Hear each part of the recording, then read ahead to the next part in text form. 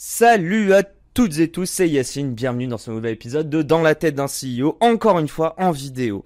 Aujourd'hui, j'ai le plaisir, non pas de recevoir un start-upper, non pas de recevoir quelqu'un qui a créé une association, mais plutôt une coopérative. Alors, il l'a pas créée, mais il la dirige et on va pouvoir en parler. Comment vas-tu, Olivier ? Salut Yacine, je vais très bien. Merci de te joindre à moi dans mes bureaux Ouais, ça fait plaisir. pour cette belle discussion. Mais merci pour l'accueil. Bon, on n'est pas loin de Paris, on peut le dire. On va pas trahir l'adresse. Raconte-moi un petit peu, je suis grave content parce que j'ai parlé de coopérative. Qu'est-ce que la coopérative ? De quelle coopérative parle-t-on ? Et voilà, pourquoi on va faire ce podcast aujourd'hui. Alors, on va parler de coopérative. Une coopérative, c'est quoi ? C'est un modèle d'organisation en réseau qui met finalement le magasin, le commerçant au cœur de son organisation. C'est-à-dire qu'une coopérative, les affiliés sont les actionnaires de la structure. C'est quelque chose qui est... moi, j'ai une boîte dans ma tête parce qu'ils font beaucoup de pubs là-dessus. Je crois que c'est une boîte d'assurance. Oui. C'est un modèle qu'on voit pas mal dans les assurances. On voit aussi un peu dans la banque. J'allais dire, en fait, est-ce que c'est répandu en France ou pas, ce genre de modèle ? Écoute, beaucoup plus qu'on le croit. Ok. Si tu prends le commerce, ouais. Donc le retail, les choses comme ça, 30% du commerce aujourd'hui est organisé sous forme de coopérative. Donc dans la distribution, okay, d'accord. Dans les lunetiers, dans la bijouterie, dans l'immobilier, il y a énormément de réseaux qui aujourd'hui sont structurés sous ce format coopérative. C'est un peu méconnu, et pourtant c'est un modèle qui est hyper intéressant en termes d'organisation, et qui pour le coup, généralement, est un modèle qui fonctionne mieux commercialement parlant que les autres modèles d'organisation réseau. Alors on va comprendre pourquoi. On va comprendre parce que je trouve qu'il y a un très beau message à travers ça. Mais en gros, il y a des points positifs, il y a peut-être des points moins positifs, il y a aussi des limites par rapport à des modèles plus traditionnels. On va en reparler. Avant ça, je crois que c'est quand même le moment de présenter ta société au bout de quelques minutes. Ça peut être pas mal. Écoute, donc Best Western, autrement dénommé dorénavant BWH Hotel Group. Donc nous sommes une chaîne hôtelière, nous avons 317 établissements, 3, 4 ou 5 étoiles en France. Et de manière plus générale, nous sommes une coopérative mondiale et on est présent dans un peu plus de 110 pays avec 4500 établissements dans le monde. Pas mal. La France, ça représente quoi sur la coopérative et ça a été ouvert quand par rapport à la création de, à l'époque, Best Western, aujourd'hui BWH Hotel, c'est ça ? Exactement. Ah là là là là. Et tu parles super bien anglais, presque mieux que moi. Ouais, écoute, dédicace à maman à l'épreuve d'anglais, donc quand même, je me dois de improve my English tous les jours. Bref, on n'est pas là pour parler de moi. Raconte-moi un petit peu, je veux comprendre à quel moment, en fait, la France représente quoi dans tout le groupe et à quel moment la France a été créée ? Alors, dans le groupe, on est le plus gros pays affilié après les États-Unis. Avec nos 300. C'est américain, on l'aura compris. L'origine est américaine, mais l'origine est très intéressante et si on a le temps... raconte-nous, on a le temps, prenons le temps. Et c'est là où on voit l'histoire et le nœud de la coopérative. L'histoire, elle commence en 1947. C'est un hôtelier américain qui a un motel en Californie sur la route 66 et qui s'interroge sur le devenir de son business. Et en fait, il décide de s'associer. Alors, l'histoire dit avec 66 autres hôtels le long de la route 66. On va faire un peu de storytelling. Oh, c'est joli ça. C'est assez sympa. Et en fait, dès le début, ils se disent, OK, on veut maîtriser l'avenir de cette entreprise. On veut en être les actionnaires. Et donc, ils créent une coopérative, ce qui est un modèle assez rare aux États-Unis. On appelle ça une membership organization là-bas. Où en fait, tu as une tête de réseau qui développe des services au bénéfice exclusif de ses associés qui sont ces établissements. Si je comprends bien, des individuels qui s'allient pour unir leurs forces. C'est ça, c'est un collectif. Et en fait, c'est vraiment là, on crée un collectif très puissant au bénéfice individuel. Attends, je vais tirer le truc, mais en France, on a beaucoup de syndicats. Ouais. C'est quoi la différence ? Parce que c'est pas juste pour défendre tes droits là. Non, parce que pour le coup, c'est une organisation économique. C'est une organisation économique. Les hôtels payent des cotisations, des commissions. Et nous, notre rôle ici, c'est de transformer tout cet argent-là sous forme de services. Donc, c'est de la distribution, de la commercialisation, du marketing, de la com. Tous les services que tu vas trouver dans un autre réseau, dans de la franchise, dans de la concession, des choses comme ça. Mais avec ce prisme philosophique très particulier que les gens pour qui on bosse sont les actionnaires de l'entreprise, les seuls actionnaires. Donc on n'est pas coté, on n'a pas de fonds, on fait véritablement ce travail en collectif. Et ce qui est encore plus chouette, c'est que les coopératives sont des structures qui n'ont pas velléité à faire du bénéfice. Alors, t'as touché deux choses, mais la première grosse question que j'ai depuis tout à l'heure, c'est qui ton boss? Alors mon boss, c'est le président du conseil d'administration. Il est américain ou... Il est français, donc puisque c'est en France. Best Western France est une coopérative française. Donc totalement indépendante, si ce n'est dans la culture peut-être. Totalement indépendante juridiquement, financièrement de la coopérative nord-américaine. Okay. Donc mon boss est le président du conseil d'administration, qui est un hôtelier, qui est élu par ses pairs du conseil d'administration, ils sont 9, eux-mêmes élus par l'Assemblée générale, donc l'ensemble des actionnaires hôteliers de la marque en France. C'est eux mes patrons. Non, mais c'est hyper intéressant. Est-ce que dans la coopérative, toi, en tant que patron en France, t'es actionnaire aussi? Est-ce que t'en fais partie ou est-ce que tu pourrais l'être? Non, je suis pas actionnaire. Alors, je pourrais être actionnaire si j'avais mon propre établissement. Ok. Ce qui n'est pas le cas. Alors, oui, on l'a pas dit, mais c'est aussi ça la condition, c'est que sur les 317, tu m'as dit en France, bah d'ailleurs, il y a combien d'actionnaires sur les 317? J'imagine qu'il n'y a pas 317 actionnaires. Non, il n'y a pas 317 actionnaires, on a 265 actionnaires. Il y en a un qui a 40 établissements alors, non, pas chez nous. Je crois que celui qui en a le plus, il en a 8 aujourd'hui avec nous, ce qui est déjà pas mal. Ouais. Après, on a des actionnaires qui parfois ont beaucoup plus d'hôtels qu'ils en ont chez nous. Et puis, ils ont des hôtels dans d'autres groupes ou indépendants. Et en fait, ils choisissent un peu leur marque en fonction de l'emplacement, de l'opportunité. C'est drôle parce que quand tu fais de l'invest, tu vas pas vouloir investir dans les compétiteurs. En fait, vous, c'est plus de la compétition, c'est de la complémentarité. Alors, si il a, entre guillemets, des hôtels avec BWH et avec un autre opérateur. Non, disons que en fait, la manière dont on voit les choses, c'est que il y a de la place un peu pour tout le monde sur le marché. On fait pas toujours la même chose, on n'est pas organisé de la même manière, on sert pas les mêmes marchés parfois. Okay. Et puis il y a des établissements sur lesquels ça vaut peut-être le coup d'être chez nous à tel endroit, et peut-être que l'investisseur a trouvé que ailleurs, peut-être que ça faisait plus de sens d'avoir quelqu'un d'autre. Ou en fait, ce qu'on essaye de faire, pour le coup, ce qu'on essaye de se développer, c'est que un investisseur qui a plusieurs hôtels, on essaie d'en faire un premier avec lui, lui montrer que ça marche. Et puis de dire, écoute, t'en as d'autres, est-ce que ce serait pas le moment de se poser la question et de les faire plutôt avec nous qu'ailleurs, quoi.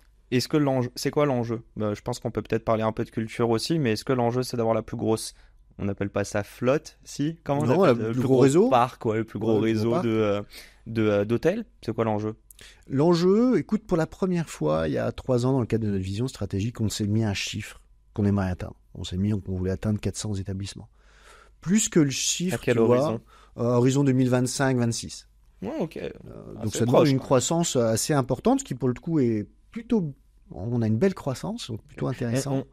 Excuse-moi, je t'interromps, mais c'est pas 83 établissements qui vont sortir sous terre. Non. Il y a parfois un peu de construction, il y a de la conversion, des gens qui débrandent d'une marque vers nous, et puis il y a des gens, des hôteliers indépendants qui à un moment donné se disent le marché est tellement compliqué, il y a tellement de choses à comprendre que rester tout seul ça devient complexe. Autant rejoindre un groupe et ils font le choix de venir chez nous. Et excuse-moi, je t'ai interrompu, mais juste avant, tu disais qu'il y a, ça y est, première fois vous mettez un vrai chiffre, donc les 400. C'est quoi donc c'est votre enjeu, c'est justement là quand même de presque atteindre 25% de croissance dessus. Comment ça se passe? Et là on rentre dedans. Comment ça se passe? Écoute, qui est-ce qu'on attire? Est-ce que c'est le particulier qui a son hôtel et qui voit des limites dans la gestion? C'est quoi? Il y a un peu de tout ça. Il y a en effet de l'hôtelier indépendant qui se rend compte que tout seul il n'y arrive plus et donc il rejoint un groupement. C'est quoi ses problèmes à lui? En fait, les problèmes, c'est la compréhension du business qui change énormément. Toutes les saisonniers, j'imagine. Saisonniers ou même pas saisonniers. C'est-à-dire que, tu vois, si on prend les 4 dernières années depuis le Covid, les mouvements de réservation sont extrêmement complexes à lire. L'anticipation du business est un peu dingue. T'as énormément de réglementations qu'il faut suivre avec des impacts qui peuvent être hyper importants. On est quand même sur une économie touristique française qui est très internationalisée. Donc, comment tu vas aller attraper le client chinois, indien, américain depuis ton établissement à Valenciennes quand tu es tout seul au guidon de ton hôtel, c'est un peu compliqué, quoi. Ok, donc c'est vraiment... c'est drôle, en fait. Enfin, ça peut s'appliquer à plein d'autres. Je pense à tous les entrepreneurs que j'ai rencontrés. Au gros, au lieu d'essayer de trouver une solution à chaque problème, par moment, une des solutions, c'est d'unir les forces. Exactement, c'est le rôle du collectif. C'est le collectif. C'est vraiment ça, c'est vraiment le rôle du collectif et de la mutualisation. Et en fait, en mutualisant, finalement, tu arrives à avoir un gain économique, parce que tu as des économies d'échelle, quoi, tout simplement. Oh, donc c'est ça que vous proposez? Parce que du coup, derrière, qu'est-ce qui va attirer donc là, on parlait du cas des particuliers, on peut parler aussi de reconversion, tu peux nous en parler, mais qu'est-ce qui les attire, hormis comment dire, le problème administratif, et potentiellement, j'imagine que c'est le même site de réservation? Comment ça se passe? En fait, la manière dont moi je vois les choses, c'est que la puissance ou le développement d'une marque comme la nôtre, il est dû à 3 choses. C'est un triptyque. Okay. Tu as la puissance de marque, la capacité de distribution et l'expertise des équipes, ici au siège. Okay. Donc en fait, déjà, il faut que la marque que tu mettes sur ton établissement, elle soit valorisante, qu'elle correspond, elle t'apporte de la clientèle, parce que la clientèle connaît la marque et a une certaine relation émotionnelle avec elle. Mm-hmm. Il faut que la chaîne soit capable de te distribuer, c'est-à-dire qu'on te génère du business dans ton établissement. Okay. Et puis, il faut que les équipes ici, elles soient en capacité de répondre aux problématiques, quoi. Quand tu as un sujet de recrutement, comment on t'accompagne? Quand tu as un sujet de réseaux sociaux, comment on t'accompagne? Quand tu as un problème d'investissement, tu dois refaire des travaux, tu sais pas exactement c'est quoi les nouvelles tendances. Okay. Donc là, nous ici, par exemple, on a un studio d'architecture d'intérieur où on va travailler avec les hôteliers pour redesigner leurs établissements. Donc tu viens chercher du service, tu viens chercher de l'expertise. Et nous, notre rôle, c'est de s'assurer que l'expertise qu'on va délivrer, elle est maximale et que les associés, les hôteliers, ils trouvent en fait leurs bénéfices. Il y a des... j'imagine que c'est hyper vertueux et qu'il y a des... Tu vois, des rencontres 1 + 1 = 3 même au bout d'un moment. Est-ce qu'il y a des projets? Est-ce qu'il y a des... là, tu parles du studio design, je sais pas, un mur qui a été fait dans un hôtel et ça a tellement bien marché que vous l'avez répliqué dans tous les autres. Il y a un truc comme ça ou pas du tout? Non, du tout. Non. Parce que c'est pas du tout notre ADN. Alors, en fait, je voulais y arriver un petit peu petit à petit. De manière, on va parler de plusieurs choses en fait. On va parler de votre ADN et de la culture, notamment parce qu'elle est nord-américaine, mais qu'aujourd'hui vous êtes en France, faut être local. J'aimerais comprendre un petit peu c'est quoi l'expérience sur place. Tu as parlé de 3, 4 et 5 étoiles, c'est quand même des niveaux différents. Conversation un peu mélangée, mais vas-y, je te laisse me raconter un petit peu, peut-être commencer par l'histoire du branding. Toi déjà, ça fait combien de temps, on va parler de ton job aussi, mais ça fait combien de temps que tu es chez BWH? Écoute, j'ai quasiment fait toute ma carrière dans le groupe. Ça fait 20 et plus. C'est les 20 années plus. Je devrais pas les poser, ces questions. J'ose pas mettre le deuxième chiffre derrière le 2. T'inquiète, une demi-douzaine, on va dire. Voilà, exactement. Presque 2 douzaines. Mais j'ai eu 6 vies, en fait, dans ce groupe. Okay. T'es rentré en quoi, toi? Moi, je suis rentré pour m'occuper du digital. Ok. J'étais un vrai geek. J'ai codé pour financer une partie de mes études, tu vois. À l'époque où on appelait ça encore limite les autoroutes de l'information, tu vois. Quand tu dis financer, c'est-à-dire que t'as fait des études de... J'ai fait une école de commerce. Oh. Attends, t'as appris à coder en autodidacte? Ouais. Incroyable. Ok. Et la nuit. Tu montais des sites pour des clients en parallèle? Exactement. En fait, j'ai fait un stage dans une petite PME. Qui avait les licences exclusives de vente de VPC, de vente en catalogue, des produits du Paris-Dakar, du Tour de France, des choses comme ça. Et j'ai fait mon stage chez eux pour monter le premier site web de vente de produits dérivés du Paris-Dakar. Ok. Et ça a super bien marché. Et donc quand j'ai eu fini mon stage, le patron m'a dit, écoute, il y a le Tour de France qui arrive, il y a le Tour Auto, il y a plein d'autres trucs. Est-ce que ça t'intéresse de développer les sites? J'ai dit, bah ouais, bien sûr. Et puis moi, j'avais besoin de financer une partie de mes études, donc j'étais hyper content. Donc j'étais à l'école la journée. Et une partie de la nuit, j'essayais de reprogrammer les sites internet pour les premières boutiques en ligne, quoi. C'est fou parce que site internet, jamais je le confierais à un stagiaire aujourd'hui. Tu lances pas un site internet par un stagiaire. Enfin, à l'époque, j'étais là en chef de projet, tu vois, je connais pas.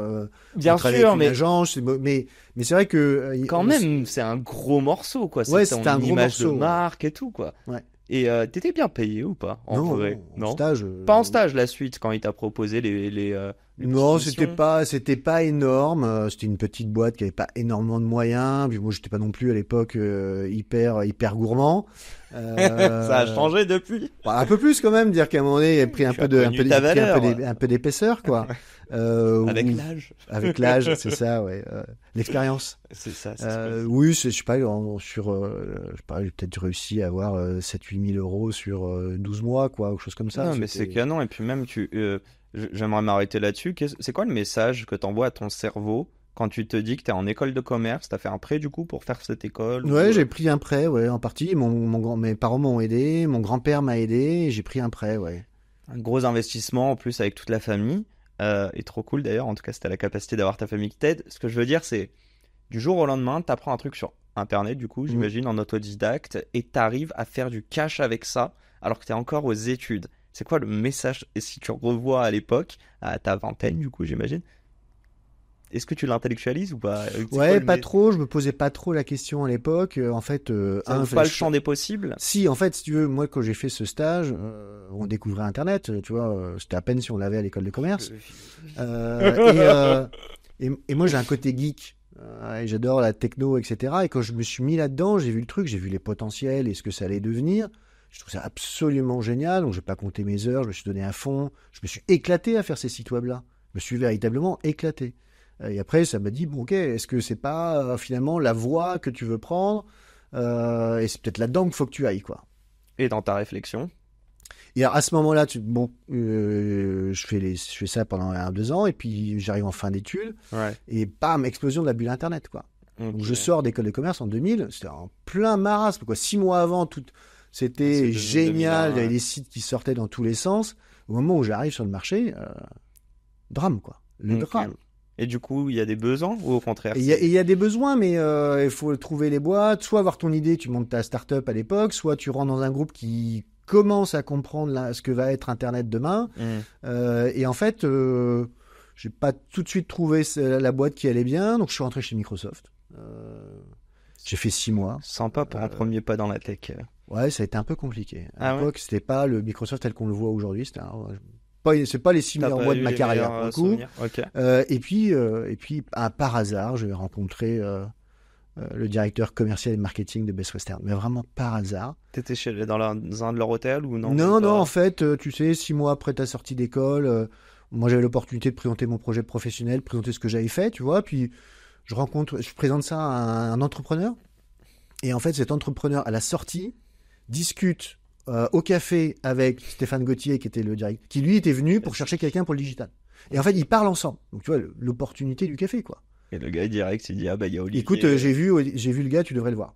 Il m'a appelé, on s'est vu 2 jours après, et hop, l'histoire a commencé comme ça. Incroyable. Et donc, du coup, bon, on a dit 2 douzaines, je disais demi-douzaine, histoire de réduire un peu les années d'expérience, mais donc tu rentres dedans sur du digital, tu disais. Donc c'est quoi? C'est le lancement à l'époque? C'est le lancement, en fait, je lance le premier site internet de vente en ligne dynamique de la marque en France. Les Américains ont déjà une plateforme de réservation depuis 96. On est le premier groupe au monde à avoir lancé une plateforme de réservation en 96. Mais en France, on a un site ultra statique, en HTML, tu vois, une page par hôtel. Alors pourquoi et je pense que ça rejoint un peu la culture. C'est un peu dans tout ça qu'on allait là, mais comment ça se fait qu'aux US, on sait qu'ils sont en avance sur nous sur la techno, mais si vous étiez déjà ouvert en France, d'ailleurs, tu nous as pas dit, excuse-moi, 46 c'était les US, et la France a été ouverte quand? Alors la France, on devient Best Western en 81. D'accord, ok. Et pourquoi donc, du coup, 20 ans plus tard, on va en 2001 en gros, pourquoi vous avez développé, pourquoi tu as développé ce site? Je vais y arriver. Et pourquoi vous n'avez pas répliqué tout simplement la tech qu'il y avait déjà aux US? Alors, on a utilisé une partie de la tech qui était aux US. Le moteur de Reza était le moteur américain, que les Américains avaient francisé pour le coup. Donc, c'était la page de Reza. Mais en fait, déjà à l'époque, on sentait que le web n'était pas uniforme. Et il est encore moins aujourd'hui qu'il l'était encore dans le passé. C'est-à-dire que si tu regardes, tu fréquentes des sites très américains, très européens ou très français ou sur d'autres pays, les codes graphiques sont pas les mêmes, les UX sont différentes. Et en fait, dès le moment, on s'est dit, voilà, autant on a besoin de la techno et on n'ira pas développer notre techno de Reza puisqu'on avait besoin de se coller à nos systèmes qui sont des systèmes mondiaux.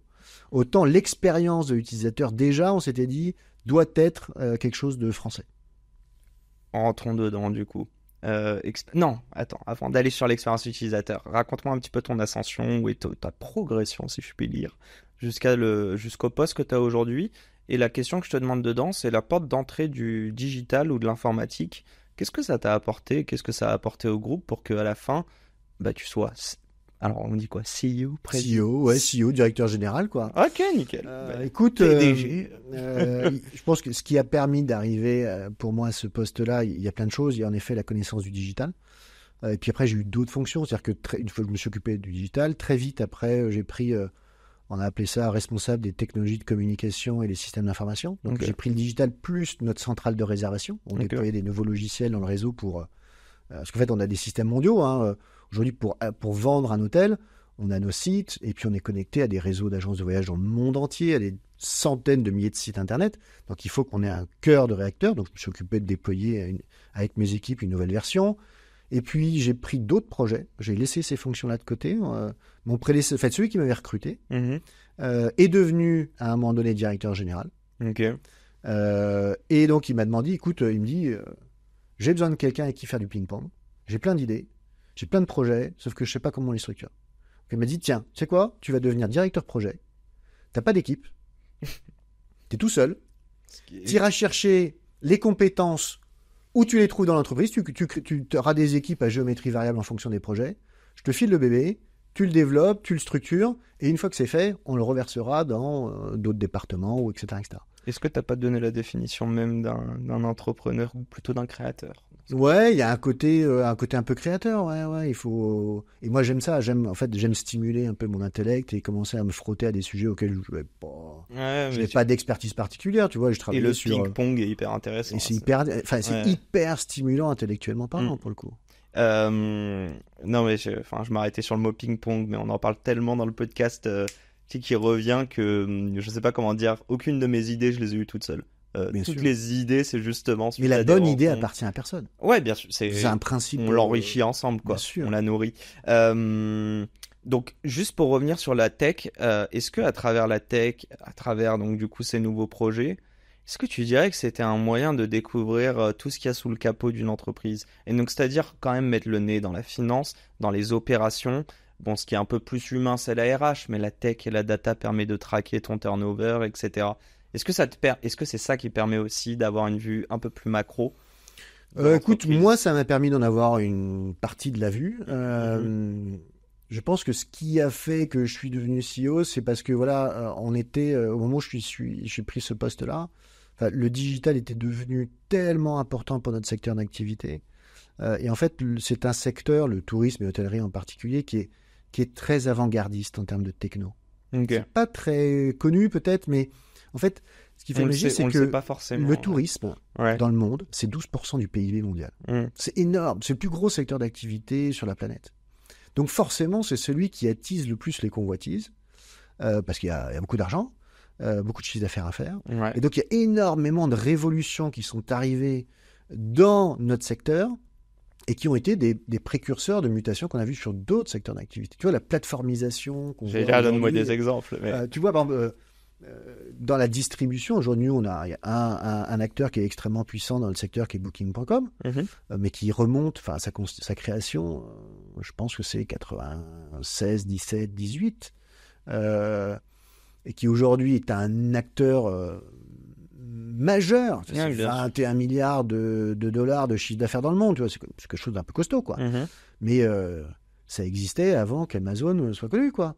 Donc en fait, il y avait tellement de potentiel que c'est un secteur qui attire beaucoup. Booker des hôtels était plus important que pouvoir commander n'importe quel article en ligne par rapport à Amazon. Là, je fais le parallèle. En tout cas, à l'époque, entre le poids du livre en ligne et le poids de l'hôtellerie, il n'y avait pas tout à fait la même chose. Oui, parce qu'Amazon, en plus, c'est du livre en ligne à la base. Oui, à la base, c'est à comme la ça, base. Après, pour les anciens. Oui, ils doivent pas vendre beaucoup de livres en ligne aujourd'hui. Maintenant, c'était une petite partie de leur business. Je voulais avancer un peu sur la culture, mais j'aimerais que tu te remettes dans ta tête de jeuneau qui rentre chez Best Western à l'époque. Il y a un truc qui te frappe côté US, c'est quoi par rapport à la culture, sachant que... Et est-ce qu'on te dit d'ailleurs qu'on est rattaché à un groupe US ou pas du tout? On te donne juste l'historique, mais c'est tout. Alors j'ai un peu l'historique, et en fait, si tu veux, cette culture coopérative qu'on a, on l'a à tous les étages du groupe. Okay. On l'a en France. À l'époque, on l'avait à une strate européenne, qui n'existe plus vraiment aujourd'hui, et on l'avait à un niveau mondial. Les Américains sont chez nous dans cet univers de la coopérative depuis plus de 70 ans, 80 ans même. Et ils sont très respectueux de ce modèle-là. C'est vraiment ancré dans les valeurs de l'entreprise. Donc on a un fonctionnement où en fait on essaie de partir du même principe au niveau mondial qu'on le fait au niveau national. C'est-à-dire que le principe de la coopérative, c'est un principe de mutualisation. Et c'est un principe de mutualisation intelligente. C'est-à-dire qu'on mutualise ce qui a du sens d'être mutualisé, et ce qui n'a pas de sens d'être mutualisé, on ne le fait pas, quoi. Donc on va mutualiser au niveau mondial nos systèmes d'information, nos systèmes de réseau, nos programmes commerciaux, nos programmes marketing en partie. Okay. Tu vois, le programme de feed, bien sûr qu'il est mondial. Okay. Il a du sens d'être mondial. Par contre, les opérations marketing, ça n'a pas de sens. Okay, ouais. C'est-à-dire, le client américain, il n'a pas le même besoin que le client français, qui n'a pas le même besoin que le client... On ne lui parle pas de la même manière. On ne lui parle pas de la même manière. Et le tourisme, en plus, a des marchés qui sont très différents d'un pays à l'autre. Il n'a pas des marchés très locaux. Il y a à la fois du local, de l'international. Et les marchés sont très différents. Les hôtels sont en partie très différents. Le niveau de service sont aussi assez différents. Donc, en fait, on a ce respect-là. Et en fait, on fonctionne comme un groupe très décentralisé. Donc, il y a à la fois beaucoup de choses qu'on va mutualiser et confier au niveau mondial. Et beaucoup de choses qui vont se faire ici. Il n'y a aucune compète en interne? Non, il n'y a pas de compète. Là, il est vendredi. Ouais. Tu vas pas recevoir un truc avec tous les boss de chaque pays qui disent OK, nous on a fait tant cette semaine. Non, du tout. Okay. En fait, tu vois, on a mis en place une gouvernance, puisque comme on est décentralisé et que voilà, Larry Kukulic, qui est le PDG de Bestfire International, c'est pas mon patron. Okay. Alors j'ai des KPI, qui sont des KPI qui sont dans notre contrat, puisqu'on a un contrat avec la coopérative américaine pour pouvoir utiliser la marque en France, tu vois. Okay. Et donc, on a un certain nombre d'éléments qu'on doit respecter. Donc, on fait des points assez réguliers sur ces KPI-là. Mais en fait, on travaille, on a constitué en fait comme un COMEX monde, dans lequel va y avoir le PDG monde, les CEO des grands pays affiliés, quelques SVP américains sur les grands sujets, que ce soit la techno, le marketing, le réseau. Et et c'est là où on prend toutes les décisions mondiales. Et ces décisions, comme on est un réseau coopératif, on les fait approuver, et elles sont véritablement votées, par un board, qui est un board d'hôteliers. Donc, il y a un conseil d'administration mondial chez nous, avec 8 hôteliers. Tu as 4 Américains, 3 Européens, et un élu qui représente on va dire, le reste du monde. Et c'est là que se prennent nos décisions. Donc on est toujours dans ce respect de la coopérative et d'avoir nos associés qui sont au cœur de notre fonctionnement, quoi. J'ai envie de parler de thunes. Ouais, si tu veux. Compliqué comme sujet. J'allais dire, tiens, allez, mini parenthèse, pourquoi tu dis compliqué? Mais dans la culture française... Si je te pose la question, c'est parce que vous êtes américain aussi, enfin, dans la culture, en tout cas. En fait, c'est une semi-culture, c'est vrai qu'après, on est très français ici, ce que je te disais.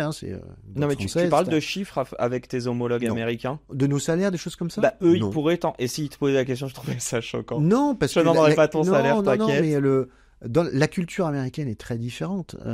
Ils affichent leur chiffre d'affaires fièrement. Ouais, et c'est vrai qu'ils ont cette fierté-là. En tout cas, ils n'ont pas cette espèce d'angoisse existentielle. Trop pour quelqu'un. Et c'est vrai qu'ils publient leur salaire. C'est-à-dire que moi, je connais le salaire du PDG Monde. Je connais les 3 plus gros salaires qu'ils le mettent dans les documents. Et toi, si on balançait ton salaire, ça te foutrait. Mais oui, parce que à l'aise, quoi. Je serais pas à l'aise, mais parce que c'est notre culture qui est comme ça. Bien sûr, non, mais je comprends. Et donc, du coup, si on parle un tout petit peu chiffre, tu peux donner ou pas le CA? Je ne sais pas si c'est à l'échelle déjà de la France. Tu peux en parler ou pas? Oui, c'est bien sûr. Ok, bien sûr. En fait, on peut regarder les choses sous 2 angles. Le chiffre d'affaires réseau. Donc, si on prend les 300 hôtels, aujourd'hui. 317. Ouais, tu as raison, merci. Soyons précis. Tu as raison, un peu de précision. Ça représente l'année dernière 520 millions d'euros de chiffre d'affaires. Et ça, c'est l'hôtellerie, c'est la partie hôtelière. C'est hors la partie restauration, puisqu'on a quand même... hôtelière, excuse-moi, et tu dis puisqu'on a... On est à peu près 140 restaurants rattachés directement ou indirectement aux hôtels, qui viennent participer au chiffre d'affaires du groupe, on va dire. Quand tu dis attaché, donc quand on parle de BWH, ça ne comprend jamais le restaurant, là, le CA que tu viens de donner. Oui, parce qu'on traite vraiment la partie hôtelière. Mais il y en a. Est-ce que le restaurant peut être détenu par le même qui détient l'hôtel, oui. ou alors parfois ça peut être détenu par quelqu'un d'autre? S'il le détient lui, c'est jamais rattaché à Best Western? Est-ce que c'est ce que tu disais Non, par exemple? c'est rattaché à l'hôtel, mais c'est Ok. vrai que dans la manière dont on regarde les chiffres, Ok. on se concentre vraiment sur la partie Votre cœur de du chiffre métier. d'affaires hébergement. Est-ce que sur l'hébergement, sur ton chiffre d'affaires, pardon, est-ce que c'est de la réservation? C'est quoi la proportion en gros de réservation? Juste la nuitée, on va dire, plus peut-être le breakfast, I don't know, et versus tous les services annexes. Donc je sais pas s'il y a du spa, je sais pas si même il y a des pressings, des choses comme ça. J'aimerais comprendre parce que j'ai reçu, je crois que c'était il y a 2 ans, un entrepreneur qui justement avait monté Dayuse. Je sais pas si ça te parle. Ouais, je connais, ouais. Ouais, voilà. Et en fait, il m'expliquait, bon, il parlait de ça, mais il expliquait aussi que la next step, c'était pas que ça, c'était de pouvoir permettre aussi à toutes les personnes, tous les habitants d'un quartier aussi, de profiter de tous les services d'un hôtel. Et moi, je te pose un peu la question de qu'est-ce que vous traquez, quoi? Est-ce que c'est le nombre de nuitées ou est-ce que c'est justement te dire, ok, en moyenne, ils prennent 3 nuits, mais sur les 3 nuits, 30 ou 40% du CA qu'on va faire provient de services annexes? Alors, c'est très variable d'un établissement à un autre, ça dépend Ok. des services que tu développes. Grosso modo, on va dire que 90% du chiffre d'affaires, c'est de C'est de la l'hébergement réserve. du petit-déj. Ok. Après, on a beaucoup d'hôtels qui développent des spas. Ça devient vraiment un investissement qu'on voit de plus en plus. Et là, ça va prendre une part qui est de plus en plus importante. Ce sur quoi nous, on travaille beaucoup aujourd'hui avec nos hôtels, c'est comment on développe une offre un peu alternative. C'est-à-dire, on appelle ça, nous, le F&B&E, donc le Food and Beverage et Entertainment. Ok. C'est en fait comment est-ce ça fait partie un peu de ce que te disais sur des use, c'est-à-dire que l'hôtel est généralement un lieu qui est ouvert vers l'extérieur. On fait venir les gens qui viennent de l'extérieur de la ville, donc la fameuse cité de Platon. Ok. On fait venir les gens de l'extérieur. Mhm. Et l'idée qui a beaucoup animé l'hôtellerie ces derniers temps, c'est comment on ouvre nos établissements aux habitants de la cité. Ok. Donc, ok. Et donc, c'est de redonner à l'hôtel comme étant un lieu de vie sociale. Local. Local. Donc, c'est d'organiser des soirées, de l'offre de restauration, des espaces de coworking, etc. pour aussi avoir un usage des lieux qui soit beaucoup plus large. Parce qu'un hôtel, J'allais te dire ça. un Vous avez pas hôtel un manque à gagner généralement, là-dessus? Ouais. c'est pas oui, c'est du HTFR qu'on Ou faisait une peut-être pas forcément sous-exploitation. mais c'est vrai qu'un hôtel c'est rempli de 16h à 8h. Et donc de 8h à 16h, globalement, c'est assez vide. Et on a ces mètres carrés inexploités pendant la moitié de la journée. La question c'est est-ce qu'on peut trouver des services qu'on peut déployer qui vont rendre quelque chose d'intéressant sur l'établissement. Et vous êtes ouvert 24 heures sur 24, 7 jours sur 7 Et on en est ouvert théorie. 24 heures sur 24, Non. 7 jours sur 7, ouais. Et je crois que vous êtes. Alors je me pose la question, parce que j'ai beaucoup voyagé, que ce soit aux US ou en Asie. Ils ont tu sais, les 7-Eleven ou autres ouverts tout le temps. Je crois qu'en France, on a une loi qui dit qu'on n'a pas le droit d'avoir un restaurant ouvert H24. Donc je me dis, l'hôtellerie, ça doit être l'exception, non? C'est une des exceptions, ouais. Parce que je connais pas beaucoup d'autres commerces ouverts tout le temps. Non, je crois pas, j'en vois pas non plus. Là. Je l'ai pas en tête en tout cas. Parle-moi juste un petit peu des restos, des hôtels, 3, 4, 5 étoiles. Et comment on fait pour passer de 3 à 4 étoiles? Faut Moi, je sais qu'il y a réinvestir. des normes. Alors, Ouais, faut réinvestir. ok. C'est quoi déjà la proportion? Ouais, enfin, je sais que c'est assez divers, tous les hôtels qu'il y a, les 317. Ouais, écoute, nous aujourd'hui, on a quasiment 60% du parc qui est 4 étoiles. Ok. Un peu moins de 40, 3 étoiles. Et Ok. puis le 5 étoiles est un segment qu'on est en train de développer. Passer du 3 au 4, déjà, c'est répondre à la grille des normes. C'est quoi les Mais grosses normes? Ouais, c'est quoi le big step? les normes, il n'y a pas d'énormes. Alors, il y a une question quand même de taille des chambres. Donc, c'est sûr que si tu as des chambres de 10 mètres carrés, tu n'arriveras pas à être 4 étoiles, tu vois. Mais il te faut pas un spa forcément. Mais non, tu n'as pas besoin de spa. Tu as des services supplémentaires qu'il faut avoir. Il y a un certain nombre de standards de qualité que tu dois avoir. Mais en fait, pour nous, le sujet, il n'est pas tant sur la grille. La grille, elle est ce qu'elle est. Elle n'est pas parfaite. Elle est très incomplète. Mais en fait, la question pour nous, c'est l'expérience du client. Ok. Et en fait, le 4 étoiles, c'est plus une question, c'est est-ce que mon établissement, de par son offre, et le tarif que je veux justifier correspond à l'attente du client. Est-ce qu'il y a dans l'attente du client un dénominateur commun à ces 317 hôtels, tu dirais? Écoute, oui, enfin après tout dépend de l'orientation. Est-ce que tu es sur un hôtel très loisir, donc une clientèle très touristique, ou très affaires. Parfois, tu as deux qui se mélangent, donc les attentes ne sont pas tout à fait les mêmes. Mais si tu veux, nous, on a pris une orientation il y a plus de 20 ans maintenant, qui est vraiment de se dire, et qu'on a pu, une stratégie qu'on a pu mener parce qu'on est coopératif aussi, qui est de se dire, la clé de notre succès, c'est le client. Et tout ce qu'on va faire, toute l'orientation qu'on prend, elle est faite par et pour le client. Ok.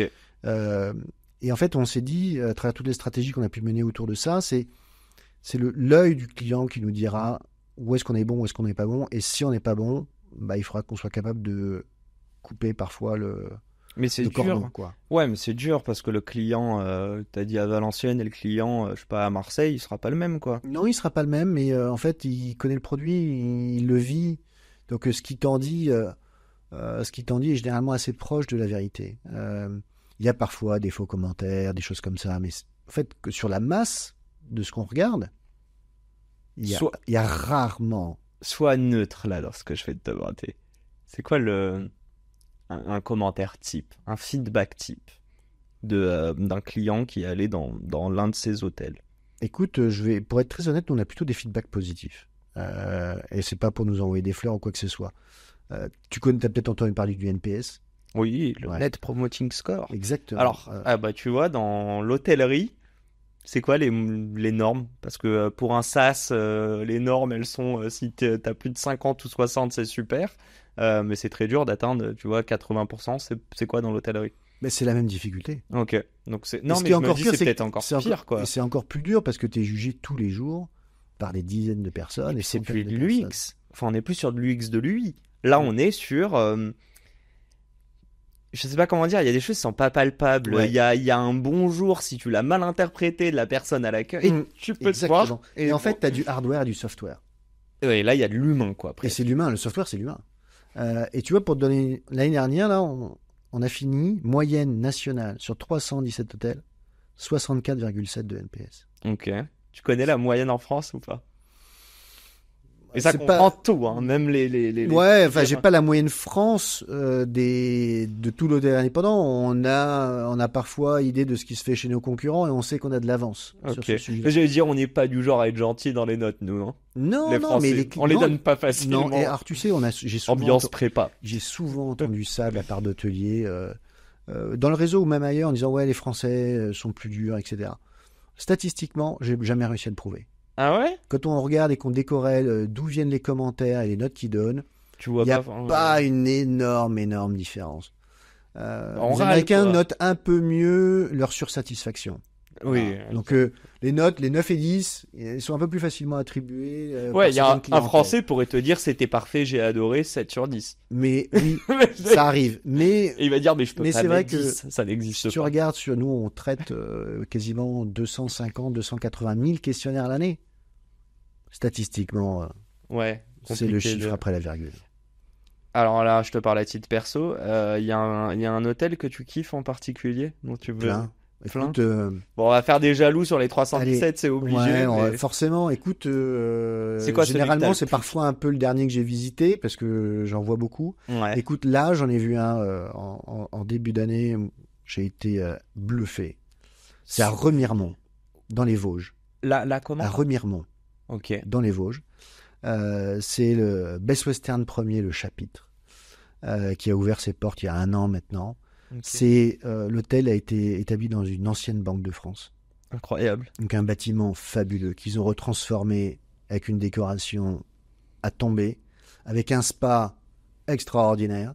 Donc pour tous les Parisiens qui nous écoutent, il y a un TGV direct qui part le vendredi jusqu'à Remiremont et qui revient le dimanche. À 17h38. Je vous invite à aller passer un week-end pour se ressourcer dans les Vosges, qui était une très, très, très jolie région en plus. Franchement, moi j'ai été absolument bluffé. J'allais te demander, c'est quoi ton plus grand kiff? J'ai fait mon commercial ou pas là? Non, très bien. J'allais te demander, c'est quoi ton plus grand kiff? Mais c'est ça ou pas? Avoir des nuitées gratuites dans plein d'hôtels Écoute, tu veux que je te dise, en dehors de mes déplacements pro, oui, j'adore de nos hôtels, quand je pars en vacances, etc., j'évite d'aller dans nos hôtels. Bien sûr, mais je veux dire, au-delà de ça, ça doit te faire plaisir, quoi, d'aller dans des beaux hôtels. Oui, t'es pas au F1. Non, je suis pas au F1, mais on exploite aujourd'hui 10 marques. On va de l'économique au haut de gamme supérieur. On parlait de 5 étoiles tout à l'heure, sur plusieurs typologies d'hôtels. Moi, j'avoue, j'apprécie toujours, quel que soit l'hôtel, en fait, d'aller voir un peu l'expérience qu'on délivre au quotidien. Ouais. Et on en délivre des très très bonnes sur l'économique, et on en délivre d'excellentes aussi sur le haut de gamme. Donc, à titre personnel, on préfère toujours les hôtels 5 étoiles, peut-être aux 2 ou 3, on est d'accord. Mais il y a des très belles expériences parfois dans les hôtels économiques et qui valent vraiment le coup d'être vécues. On va parler de ton job, mais juste avant ça, tu nous parlais justement tu disais qu'il y avait, corrige-moi si je me trompe, environ 40% qui sont 3 étoiles, 60 qui sont en 4 étoiles, et entre les deux, c'est le 5 étoiles. Et tu nous disais aussi que vous êtes à 317, mais que pour 2024-2025 ou 26, 2026, ouais, 26, on verra. soyons gourmands, tu disais 400. Ouais. Ma question est la suivante. S'il y en a 400, c'est quoi l'objectif? Donc, c'est-à-dire, est-ce que il y a un objectif que sur les 40% actuels de 3 étoiles, vous en fassiez qui upgrade en 4 étoiles? Comment ça se passe? En fait, on ne le regarde pas à ce niveau réseau global, on le fait hôtel par hôtel. Et les équipes passent beaucoup de temps à travailler avec nos associés. En fait, on regarde au fur et à mesure des investissements que l'hôtelier fait sur son établissement, si l'établissement mérite de changer de marque. Comment tu peux mériter? En fait, il mérite par rapport à son positionnement de marché. C'est quel est son prix moyen, quels sont les avis clients, est-ce que le niveau de qualité, de service, de standard, est-ce qu'il y a un potentiel sur le marché qui justifierait qu'il passe de un Best Western à un Best One Plus, par exemple, qui passe donc de 3 à 4 étoiles. Et en fait, c'est une analyse marché qu'on fait avec chaque établissement pour dire, écoute, par rapport à ton potentiel, si tu réinvestis dans telle et telle dimension, ce qui représente telle ou telle enveloppe d'investissement, on pense que tu as un potentiel pour aller chercher une 4e étoile, une nouvelle marque, et de viser tel objectif de prix moyen sur ton établissement. Okay. Donc ça, on le fait à un niveau individuel. Mais il n'y a pas d'objectif, du coup. Donc il n'y a pas d'objectif de dire, cette année, il faut qu'on en bascule 15 ou 20. Il faut pérenniser un chiffre d'affaires, en fait. Et en fait, non, je reviens à notre formule coopérative. Ouais. Nous, la mission ici, elle est gravée dans le marbre, elle n'a pas bougé depuis 20 ans et elle ne bougera pas tant que je suis là. Notre mission en tant qu'entreprise, c'est de développer et pérenniser l'entreprise de nos associés. C'est ça notre métier. Donc on regarde qu'est-ce qu'on peut faire pour eux, qu'est-ce qui va être à leur bénéfice, comment on va les aider, les accompagner pour aller chercher leur objectif. Mon objectif, moi, de me dire j'ai besoin de 15 hôtels de plus dans cette gamme-là, il n'a pas de sens au niveau individuel. Bien sûr. Alors après, en termes de développement, quand on va regarder, on fait un plan de dev, on dit bah voilà, là à Marseille, on a 3 hôtels, ils sont un sur l'économique, un sur le milieu de gamme supérieur. Donc on va dire tiens voilà, si on veut se développer, c'est plutôt cette typologie d'hôtel qu'on va aller chercher parce qu'il y aura de la complémentarité. Ok, donc ça fera du sens pour tout le réseau. Exactement. En fait. Je voulais parler de ton job, mais avant ça, enfin non, c'est toujours dedans. Vous êtes combien ici? Là, on est au siège. Là, en ce moment, on est à peu près 115. Donc tu gères 115 personnes. Ouais, en direct, oui, tout à fait. Ok. Ça va, tu dors bien? Il y a des journées plus longues que d'autres, ouais. Il y a Elle est longue celle-ci ou pas? T'as dit que c'était ta pause. Là. Écoute, ouais, j'avoue que c'est un peu ma pause. Ça a été une très longue semaine, ouais. Ok. Ça a été une très très longue semaine.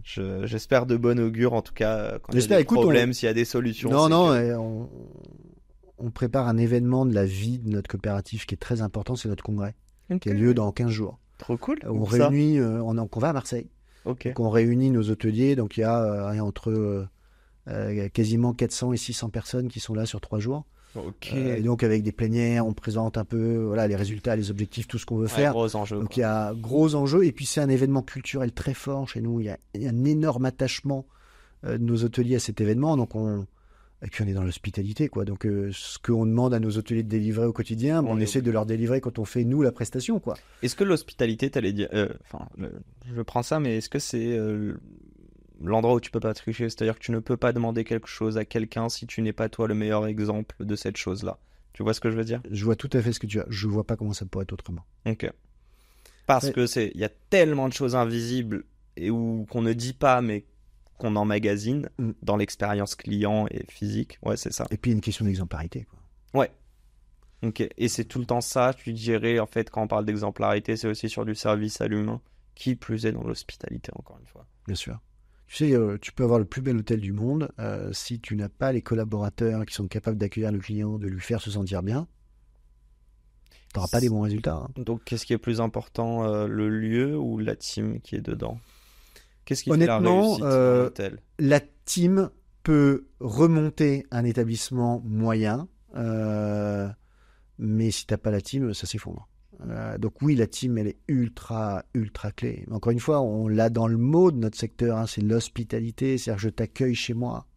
Si en tant que client, je ressens pas cette hospitalité, si je ressens pas ce bienvenu, on va se mettre à votre disposition, on va se mettre à votre service pour que vous ayez passé un bon séjour.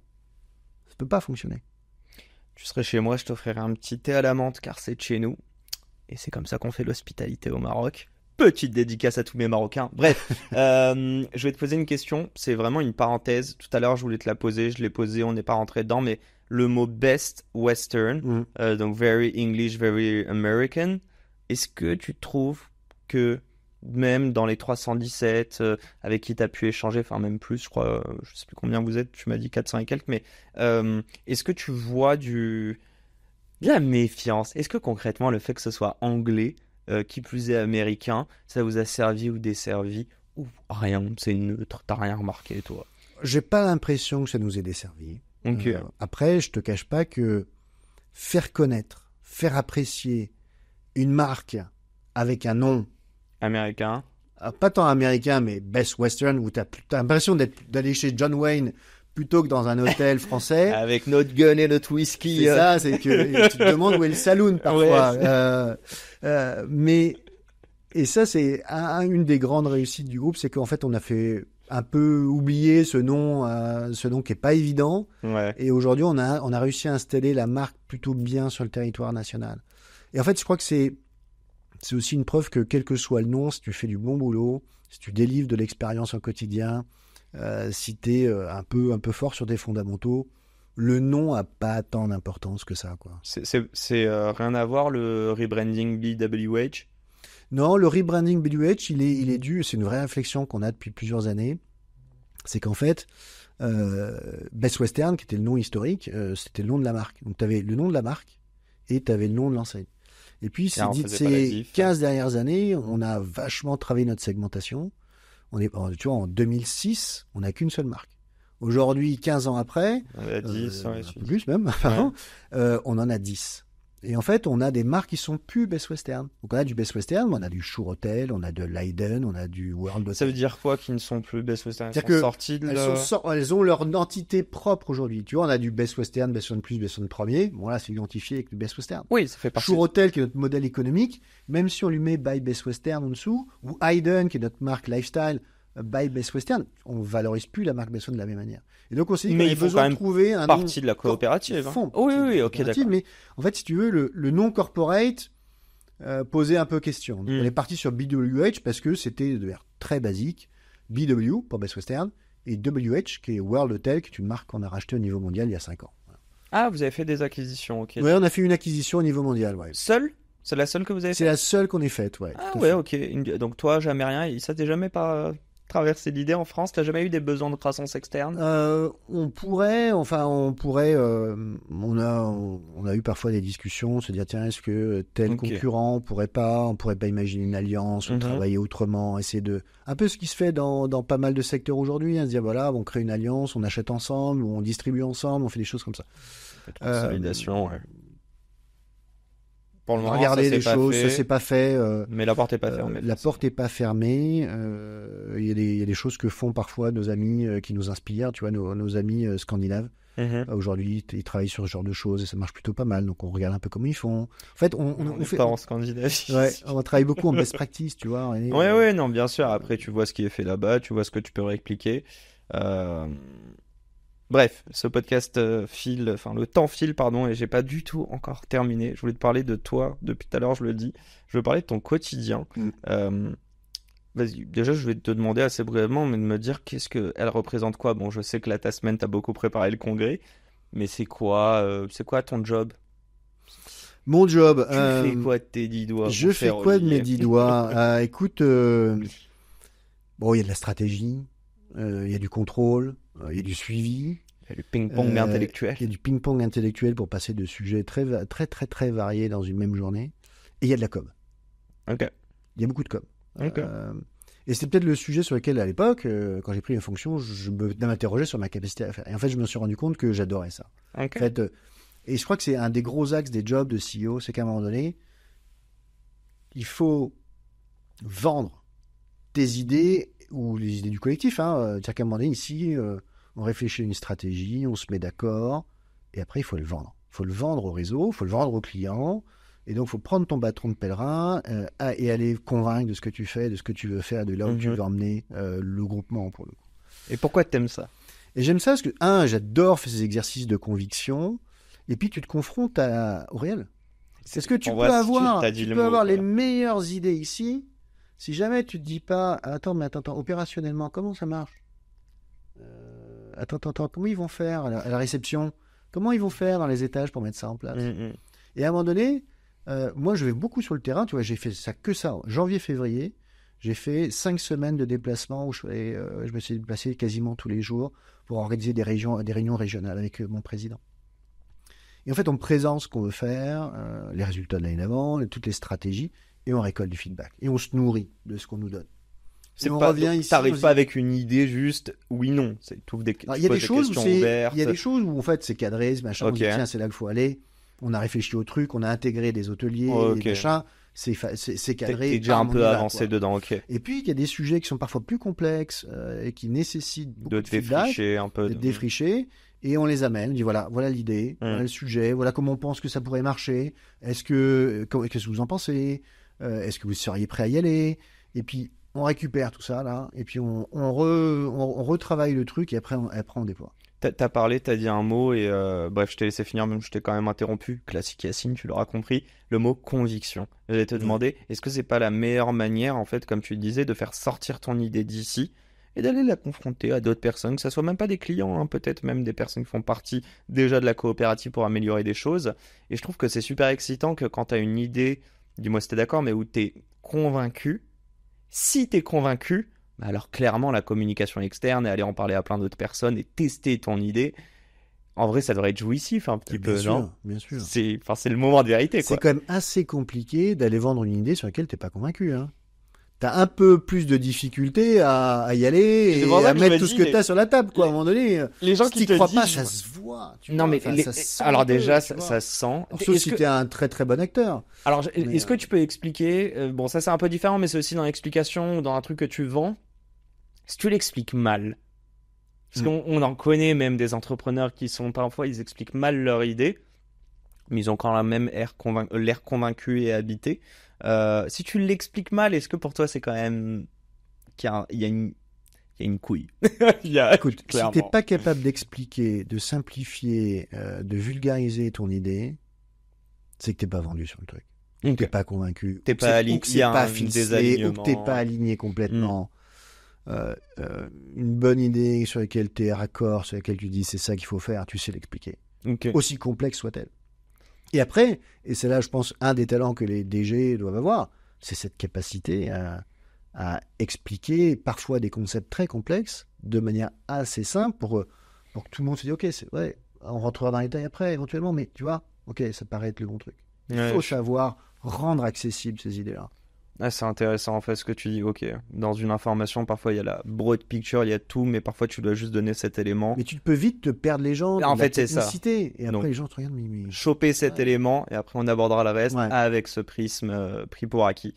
Et avant de passer à mes dernières petites questions du tac au tac, j'ai un peu cette question où je voulais te poser et qu'on réfléchisse un peu ensemble, mais est-ce qu'il n'y a pas une limite à ce modèle coopératif et notamment quand toi, le CEO, si demain vous faites x3 en CA, c'est pas toi qui va toucher cet argent.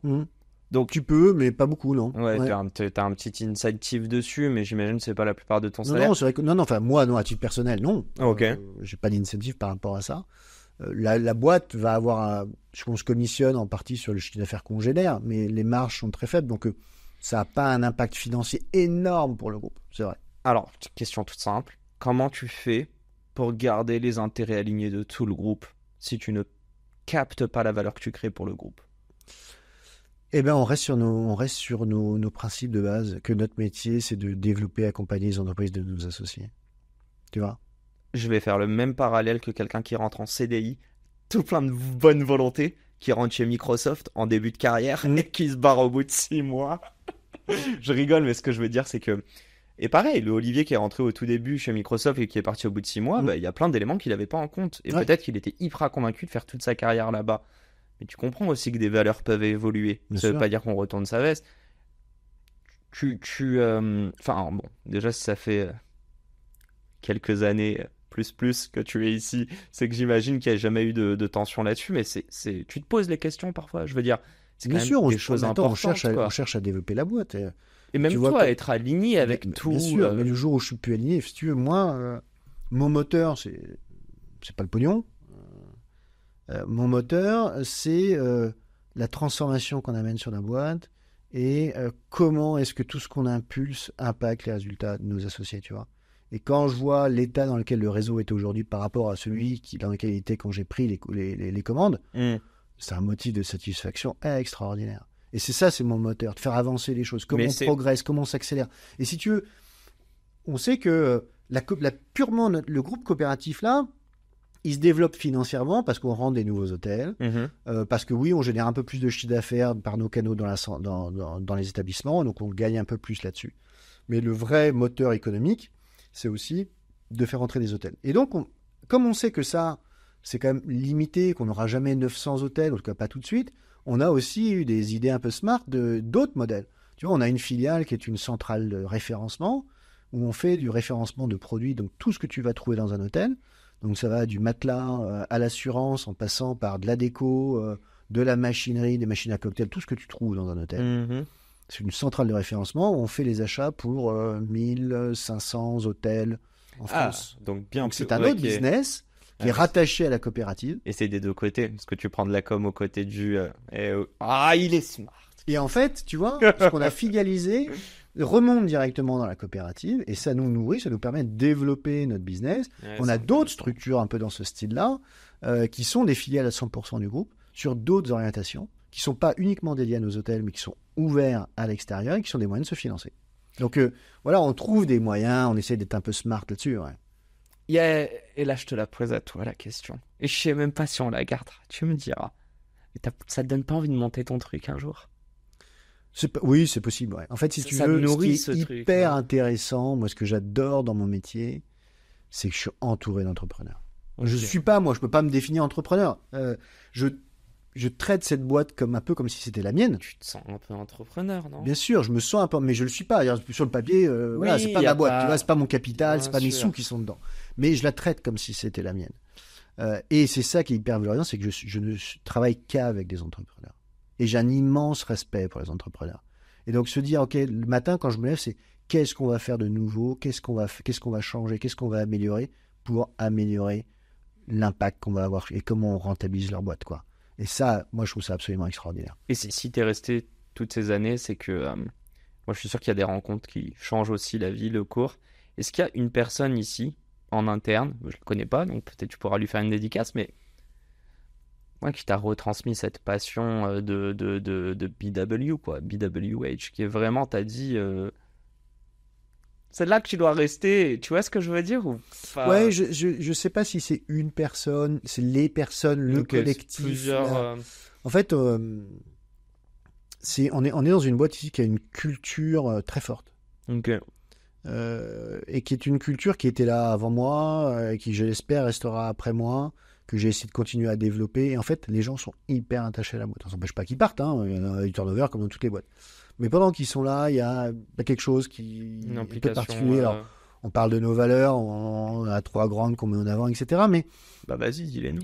C'est l'authenticité, la convivialité et l'engagement. Voilà, c'est les 3 grandes valeurs du groupe. Et on essaie de les faire vivre au quotidien. Et moi, je les ressens dans mes relations avec les collaborateurs, dans mes relations avec mes hôteliers, dans mes relations avec l'international. On les fait vivre. C'est un truc que vous arrivez à colporter. Ouais, pour moi, c'est très fort. Okay. Et c'est vrai que moi, j'ai un attachement assez viscéral à cette boîte. Ouais. Mais c'est vrai que ça fait un bout de temps que j'y suis. Donc, c'est ces valeurs. En fait, c'est cette culture qui est... comment dire ? Merde, quand tu incarné par toutes ces personnes-là qui ont fait que tu restes au final. Ouais, exactement. Et on n'en a pas du tout parlé, mais je sais qu'il y a des gros enjeux d'un point de vue environnemental, d'un point de vue norme RSE. Tu peux juste nous en parler rapidement et nous dire c'est quoi les gros enjeux pour toi pour la suite? Parce qu'on oublie un petit peu, mais des immeubles, c'est de la pierre. pas forcément, mais en tout cas c'est du physique enfin ça doit respecter des normes environnementales, donc raconte-moi de ça. Ouais. Écoute, il y a beaucoup de choses. Bon, pour le coup, on essaie d'être un acteur, pas dire précurseur parce que ce serait un peu trop ambitieux, mais on essaie d'apporter notre pierre à l'édifice. Vous êtes labellisé, tu vois. On est labellisé, c'est-à-dire que nous on n'a pas un parti pris de travailler sur des labellisations qui s'appellent la labellisation clé verte, qui sont pour moi aujourd'hui c'est un peu ce qui se fait de mieux dans le tourisme, dans l'hôtellerie. Okay. En tout cas, c'était une labellisation qui est reconnue au niveau mondial, qui est reconnue par l'ONU et par un peu toutes les associations un peu spécifiques. On a aujourd'hui 50% de nos hôtels qui sont certifiés. On espère arriver à 75% à la fin de cette année 2024. On s'était d'ailleurs mis dans notre vision d'arrêter à 75% en 2025. On a de l'avance sur la feuille de route, donc c'est plutôt pas mal. Donc on a repoussé l'objectif à 85%. Pas mal. Donc c'est pas mal. Après, on travaille sur plein d'autres choses parce que tu as la labellisation des hôtels. Mais après, on travaille. Il y a un cadre réglementaire qu'il faut respecter. Le fameux décret tertiaire, je ne sais pas si ça parlera à ceux qui nous écoutent, mais pour tous les bâtiments tertiaires, la loi nous impose d'ici 2050 d'avoir baissé nos consommations de l'ordre de 60%. Okay. Donc ça veut dire travailler sur la solarisation, les pompes à chaleur, de la géothermie, donc c'est beaucoup d'investissements. Okay. Et donc on travaille beaucoup, là aussi, on one-to-one avec les hôtels, avec le service achat dont je t'ai parlé avant, qu'on a fidélisé, etc. Dire voilà, c'est quoi les bonnes solutions, c'est quoi les prestataires, c'est quoi l'investissement. Vous êtes là pour les aider, quoi. C'est même pas, c'est pas de la contrainte quoi, que vous leur mettez. Non. De toute manière, c'est l'État qui met la contrainte. Il y a une partie contrainte réglementaire. Bien sûr. Il y a une vraie contrainte qui vient du client. Okay. Et aujourd'hui, on voit, et c'est plutôt une bonne chose, que les clients, qu'ils soient affaires, donc les sociétés, quand elles font des appels d'offres, ou les clients loisirs, regardent quels sont les gestes écologiques qui sont faits dans les établissements avant de sélectionner. C'est devenu un critère. Okay. C'était pas le cas il y a 5 ans. Donc le label, c'est pas juste pour faire beau. Non, c'est pas juste. Et puis pour le coup, on a vraiment voulu avoir quelque chose d'extérieur. C'est-à-dire qu'on veut pas faire de greenwashing, ça nous intéresse pas. Dire qu'on est les plus beaux, les plus forts, ok, c'est une chose. On veut pouvoir avoir de la traçabilité. Voilà ce qu'on fait, voilà l'impact que ça a. Et donc on essaie d'aller, on a ça, et puis on essaie d'aller plus loin sur les bilans carbone, notamment. Que ça c'est un sujet qui est hyper complexe. Donc on a établi le bilan carbone d'une 30aine de nos hôtels l'année dernière. On travaille sur 25 nouveaux cette année. Est-ce que vous êtes en négatif du coup? En fait, non, c'est pas. Oui, bon, on peut. Oui, toutes les industries pour le coup, mais pour déterminer une trajectoire carbone à horizon 2030-2050, il faut déjà savoir d'où tu pars. Bien sûr. Et en fait, tu peux pas améliorer ce que tu ne monitores pas, ce que tu ne Exactement. Pas. On est parti sur un bilan carbone scope 3. Alors, je ne sais pas si ça te parle. Pas du tout. Mais en fait, quand tu fais un bilan carbone de tes activités, et c'est des règles établies, tu as 3 scopes. Tu as le scope 1, 2 et 3. 1, c'est juste ce que tu fais, ton activité à toi. Okay. Scope 2, c'est tes entrants. Et tes fournisseurs qui t'amènent, etc., etc. Et scope 3, tu prends la totalité. Donc, on va prendre un exemple. Un hôtel qui est au bord d'un aéroport, tu intègres dans ton bilan carbone le bilan carbone du client que tu es venu chez toi. Donc, l'avion, le taxi. Donc, il vaut mieux il fait un peu mal celui-là, ouais. Il vaut mieux être sur les bords de la Loire où les clients viennent à vélo qu'à côté de Charles de Gaulle, quoi, tu vois. Mais l'idée, c'est d'être capable d'établir cette cartographie et après de voir comment on avance dans cette trajectoire carbone. Qu'est-ce qu'il faut qu'on mette en œuvre pour limiter notre impact? Est-ce qu'on est des bons élèves si tu te compares un petit peu à tes homologues Scandinavie, je suis pas sûr qu'on soit meilleur qu'eux, mais US un peu meilleur quand même. Écoute, pour tout te dire, on a fait le point là-dessus au niveau mondial. Aujourd'hui, la France est le pays qui a le plus d'avance. On a le plus d'avance. On a le plus d'avance. On est bien plus avancé que les Américains. Je dis ça fait peur, non pas parce que la France. Voilà, je veux juste dire, on a beau être les bons élèves. Je trouve ça toujours rassurant que quand tu fais quelque chose de bien, qu'il y ait quelqu'un qui fasse encore mieux que toi. Oui, c'est rassurant. Ouais, voilà, c'est rassurant. Dis, on peut mieux faire. C'est un peu la mentalité française. On aime bien faire un peu de French bashing. Et en fait, moi, quand je regarde autour de moi, et j'ai la chance d'évoluer dans un monde très international où je suis avec des Chinois, des Coréens, des Australiens, des Américains, tous les Européens aussi. Il se passe des très belles choses en France quand même. Et sur ce sujet-là de l'écologie, on n'est pas si en retard que ça. Hein. On n'est pas en retard, mais alors est-ce qu'on est plus ambitieux que les autres? Est-ce qu'on fait plus? Je sais pas. Écoute, peut-être que parce que politiquement, on aime bien se taper dessus entre nous, on mais adore ça. C'est un peu culturel chez nous, mais on n'a pas à rougir. Hein. Moi, quand on a préparé justement cette réunion-là où on s'est comparé, je m'attendais à ce qu'on soit très loin derrière les Allemands. Qu'on soit derrière les Scandinaves. Et en fait, quand on a comparé... Même la Scandinavie, pas devant nous. Non, on est devant eux, on est devant les Scandinaves, on est devant les Allemands. Et dans beaucoup d'industries, il n'y a pas un chef d'entreprise avec qui je discute quand on discute un peu de ces sujets-là, qui n'est pas en train de lancer des grands plans de transfo, de prise en considération, ça bouge énormément et je trouve que ça bouge beaucoup plus vite que ce qu'on peut entendre dans les médias. Ouais, et c'est dommage, et c'est vraiment dommage parce que on en arrive à avoir des politiques qui disent bon bah voilà, on va faire un plan, on va planifier la planification écologique, mais il n'y a pas pire. Je pense pas qu'il puisse y avoir pire dans un pays. La planification écologique, c'est-à-dire? À partir du moment où c'est l'État qui détermine qu'est-ce qui doit être fait. Ah oui, ok, je vois ce que tu veux dire. Bah, de manière, moi, ça m'inquiète un peu parfois. Ouais, mais bon, quand tu touches pas au portefeuille des gens et que tu leur dis pas que, en gros, si tu les tapes sur le petit doigt, je crois qu'il y a eu des choses là. Mais qu'il y ait des orientations, on est bien d'accord. Il faut que l'État. Et puis il y a réglementation appliquée. C'est encore deux choses différentes. Mais si tu veux, on souffre parfois, je trouve, en France, un peu d'un manque de libéralisme. Ouais, ok. C'est comme tout est un peu cadré en France. Ouais, tu sors difficilement des ce qui est des bordures. Antagoniste avec le mindset d'entrepreneur. Ouais, c'est un peu antagoniste, ouais. Et pourtant, je crois qu'il y a énormément de belles choses qui se font, et notamment sur les trajectoires climat, des choses comme ça. Bon, ben bravo à ceux qui font leur part du travail. Et on doit tous la faire. Hein. On doit tous la faire, mais au lieu de bâcher ceux qui ne le font pas, mettons en avant ceux qui le font. Bref, je termine avec mes dernières questions du tac au tac, on va y arriver. Déjà, as-tu pris du plaisir, cher Olivier? Énormément. Bah, c'est pas fini. Allez, moi aussi, j'ai pris du plaisir, je te remercie. Première question qui est hyper simple. Qu'est-ce que tu voudrais que ton épitaphe soit? Tu vois ce que c'est, du coup? Ah oui, je vois bien, ouais. C'est un peu glauque, non? Ouais, c'est un peu glauque. Ok, ce serait quoi? Et puis j'ai un petit sujet sur la mort, moi, c'est pas trop mon truc, donc. Ah merde, next question. Ok, next. J'allais dire, est-ce que tu pourrais définir ta mission, mais pas à travers Best Western? Ce serait quoi ta mission sur cette terre si tu devais la retransmettre à tes enfants? Le jour où tu seras heureux, tu regardes en arrière. Bon, pense pas à la mort, là. Ouais, non. Pense à la retraite, on va dire. Écoute, si par rapport à mes enfants, s'ils ont réussi, s'ils arrivent à être heureux dans leur vie, de par entre autres l'éducation, l'accompagnement qu'on aura fait, pour moi ça aurait été parfait, quoi. C'est ton utilité aujourd'hui. Je suis pas encore papa. Mais... Côté famille, oui, bien sûr. Ouais. Quand t'as des enfants comme ça, les voir grandir, les voir évoluer, les voir être heureux, joyeux, ouais, c'est un moteur. Tu crois que tu leur retranscris ces valeurs entrepreneuriales dont on a parlé? Écoute, j'espère. En fait, j'essaie de leur donner au moins le goût du travail, de l'envie d'y aller, tu vois, te lever, de mettre la marche en avant. C'est parfois de faire, tu sais, c'est un peu facile parfois de te dire, allez, je me mets en arrière. Mets pas trop en arrière pour le micro. Mais voilà, j'essaie de leur donner envie. Voilà.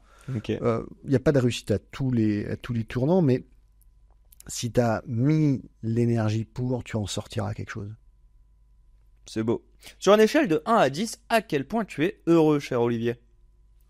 Écoute, 8. 8, on va dire en ce moment. C'est pas là tout de suite. Hein. Sur une échelle de 1 à 10, à quel point tu es riche, Olivier? 6. Sur une échelle de 1 à 10, à quel point ton job t'apporte du sens au quotidien? 10. Et sur une échelle de 1 à 10, à quel point ton job est difficile au quotidien? Un petit 9, hein.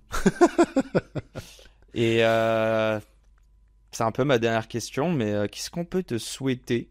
On a bien parlé des objectifs, de tout ça, mais qu'est-ce qu'on peut te souhaiter à titre perso? Écoute, peut-être à court terme, un bon congrès. Te murge pas trop. Non, ouais, j'essaie de faire attention. Tu sais, raisonnable, bah oui, quand tu dois être sur scène. La première année, j'ai eu les mauvais souvenirs, donc depuis, j'essaie d'être un peu... t'as été traumatisé. Ouais, j'ai pas fait assez attention, quoi. Je t'ai pas fait gaffe là où j'étais tombé. Maintenant, je maîtrise un peu mieux le truc, quoi. Bon, on te souhaite un beau congrès, quoi, d'autre, sinon. Un peu plus long terme. Voilà, qu'on arrive à sur la boîte, voilà, que le plan, la vision stratégique qu'on a définie, on arrive à la toucher, et aux objectifs qu'on s'est fixés. Et puis après, peut-être à titre personnel, voilà, de continuer à grandir et à m'amuser dans mes fonctions. Tu sais, ce que je disais là, le moteur, c'est pas l'argent, mais c'est ma capacité à exprimer mes idées et à les rendre vivantes, quoi. Et tant que j'arrive à faire ça, donc tout ce que je peux me souhaiter, c'est ça, c'est de continuer ce moteur et de trouver l'énergie pour faire et faire faire aux autres aussi, parce que je fais pas, au final, le DG, il fait pas grand-chose. Bien sûr, et c'est l'art de déléguer. On n'en a pas beaucoup parlé, mais je pense que ça rentre dans la culture. Bon, un grand merci Olivier, merci à tous de nous avoir écoutés. Moi je termine souvent avec ça, un grand merde à tous ceux qui nous écoutent, qui galèrent, qui doutent. ne doutez pas d'une chose, c'est vos capacités et votre valeur travail. Car avec le travail et la mise en mouvement et le faire, eh ben, il y a toujours des choses qui en émanent. Vous sentez le philosophe qui fatigue. Platon sort de ce corps. Oh, Platon, il va aller prendre un café là et dodo. Non, je rigole. Un grand merci Olivier. Passe un beau week-end et force à vous tous et à très vite pour un nouvel épisode. Ciao ciao.